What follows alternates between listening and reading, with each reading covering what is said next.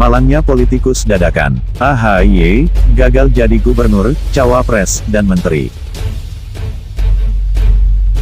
AHY adalah sosok yang sudah pernah digadang-gadang menjadi menteri jika Joko Widodo menang. Ada juga yang mengatakan, politikus Partai Demokrat ini menjadi sosok yang bisa dianggap sebagai kandidat kuat menteri, jika Prabowo Sandi menang. Namun takdir berkata lain, orang yang dicabut dari karir militernya, ingin memiliki karir politik. Namun satu persatu kandas.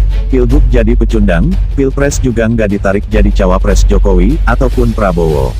Sempat digadang-gadang jadi menteri, malah ironi, kok bisa gitu sih? Tradisi Cina mengatakan, barang siapa yang mengorbankan hati nuraninya, untuk sebuah ambisi, ibarat membakar sebuah gambar, dan kemudian mendapatkan debu-debunya. Saya melihat Demokrat ini masih punya ambisi untuk berkuasa, pasca selesainya jabatan SBY di tahun 2004 sampai dengan 2014. Setelah itu, ia masih kelihatan sekali ingin membangun kerajaan Cikasnya di Indonesia, lewat mencabut anaknya, yang memiliki karir militer, untuk jadi politisi. Sebagai politisi, AHY masih terlalu hijau. Dia masih terlalu muda untuk melawan orang-orang sekaliber Basuki Cahayapurnama, alias Ahok dan Jarod Saiful Hidayat. Juga dia masih terlalu cupu, untuk melawan orang-orang selicik Anies Baswedan, yang menurut Ade Armando menghalalkan segala cara. Dan Sandiaga Uno, yang sengaja kelihatan bego, untuk mencari perhatian kaum muda. Susilo Bambang Yudhoyono terlihat masih begitu berambisi, meletakkan keluarganya untuk berpolitik. AHY pun dijebloskan ke lumpur politik. Tanpa pengalaman, suara di DKI Jakarta hancur. Peringkat bontot, Ahok Jarot jadi juara 1 di putaran pertama. Tak sampai 50%, mereka harus lanjut second round. Akhirnya Anies lewat kelicikannya dan culasnya, dia dalam membangun ketakutan dan teror buat warga, dia merebut seluruh suara AHY Silviana. AHY pun kalah. Dia gagal di dalam pertarungan pertama. Mungkin dia masih bisa punya banyak kesempatan. Waktu berlalu, 2016, 2017 dan masuk tahun T1 alias setahun sebelum hari H, yakni tahun 2018. Nama AHY mencuat sebagai calon wakil presiden. Kandidat kuat di salah satu pasangan antara Jokowi atau Prabowo. Karena Demokrat ini sering main di dua kaki, dia pokoknya maju. Baliho dipampang di mana-mana, mempertontonkan AHY sebagai sosok muda yang energik.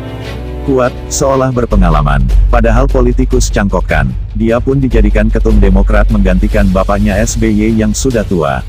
Sebagai kader muda pemimpin partai, tentu posisi tawarnya naik juga. Dia digadang-gadang akan mendampingi Prabowo. Koalisi nasi goreng antara SBY dan Prabowo membuat saya sempat berpikir, bahwa SBY akan meletakkan AHY untuk dipilih Prabowo sebagai calon wakil presiden. Akhirnya gagal, Sandiaga yang diambil, sedangkan Jokowi pun mengambil Kiai Ma'ruf Amin, yang sempat menjadi saksi ahli untuk memberatkan kasus Ahok. AHY pun terbuang. Namun kegagalan kedua ini, tidak membuat Demokrat runtuh. Demokrat masih terus berjalan, di jalur politik yang nggak jelas. Setelah Prabowo Sandi jadi pecundang, AHY pun juga melirik-lirik dan main mata dengan Jokowi Amin. Wacana pun muncul. Para politikus Demokrat pun mengatakan AHY cocok jadi menteri. Dari potongan tubuhnya, dia cocok jadi Menteri Pemuda dan Olahraga.